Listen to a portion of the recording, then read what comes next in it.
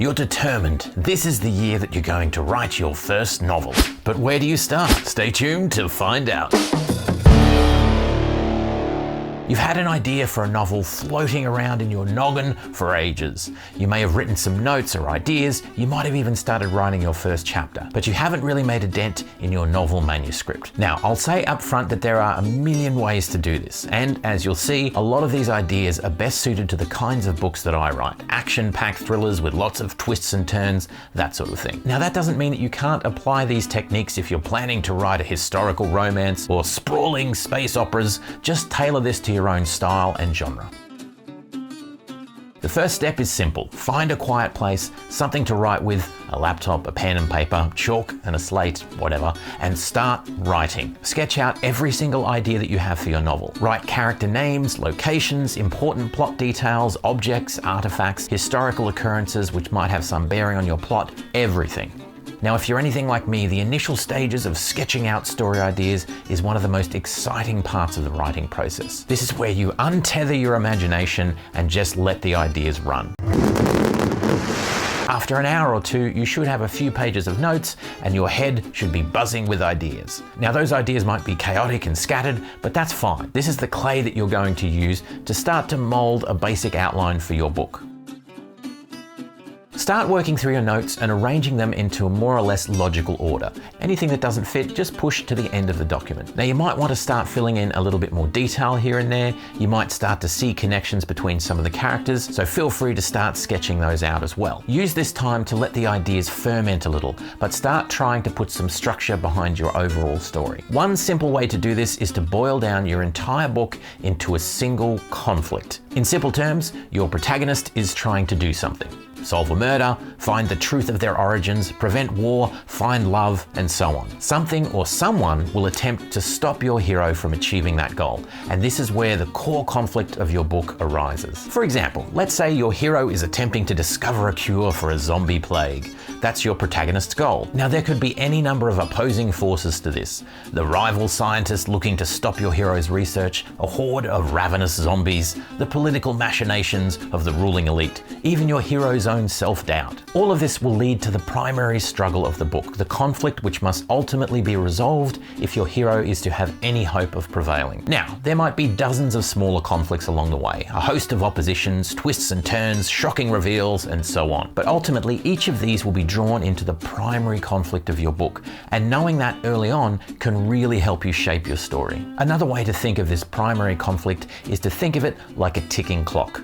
This is the primary struggle which forces your story forwards, a conflict which, while it can be delayed, can't be ignored forever. The countdown is on, and sooner or later your protagonist is going to have to come to terms with it. All of the lesser conflicts which arise throughout the book will ultimately bow before the big nasty, the ticking time bomb which must be resolved before your reader can put down your book and finally get some sleep.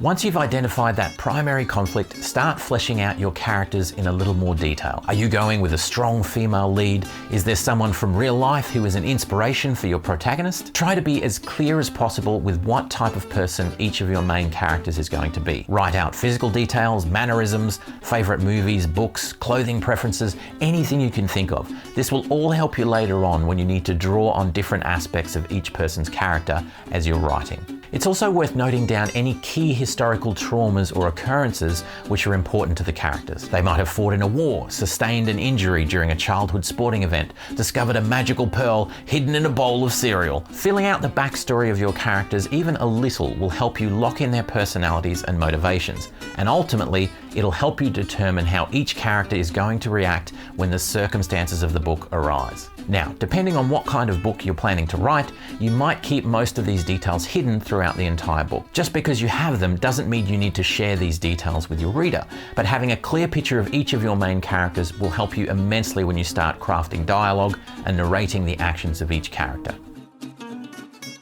Now that you know your central conflict and you've gotten a good grasp on your main characters, it's time to get working on your book outline. Now, if you're like me, that outline will be incredibly short, maybe even just a single page with some key ideas and not even a clear ending. But if you're more of a planner, you might want to sketch out every aspect of your book and not start actually writing your book until the outline has gone through several revisions and you're completely happy with it. One thing to remember though is that all of this counts as writing your novel. Whether you're sketching out character notes, plotting your outline, filling out a backstory, it's all part of the process of writing your novel, and none of this is wasted. Now, I hate the idea of anything being wasted. The thought of toiling away on a creative project only to realize halfway through that it's a dud and you have to bin it, that's frankly disturbing. I hate it. But this is one of those important lessons I've had to learn as a writer.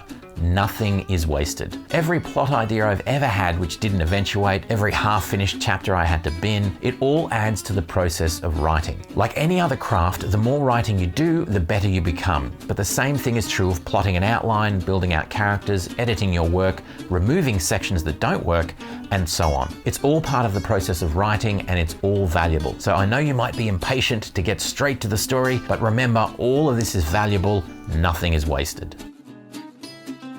Now at this point you might ask, Morgan, why on earth would you put this step after we've already developed characters and started our outline? Well, the answer is simple. I'm very forgetful.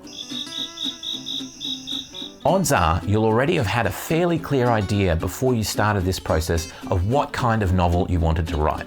Most people, when they land on a great idea for a book, will already have some idea of what they want that book to feel like. What genre, style, length, and so on. Most of this will rely on other books that you've read and other authors you admire. But once you've spent a little time sketching out the details, refining your characters, and starting to outline your novel, you'll have a much clearer idea of what your novel is actually going to be. You might have started out wanting to write a brooding noir murder mystery set in a futuristic steampunk spaceship, but by the time you get to this stage, you realize that what you're actually writing is an action-packed thriller. It might be that things turn out exactly as you'd planned, but if not, you'll need to decide whether you're going to follow this new direction and change the nature of your book, or rework your outline and the central conflict of your book to better fit your original idea. Now, a quick word on genres here. Genre.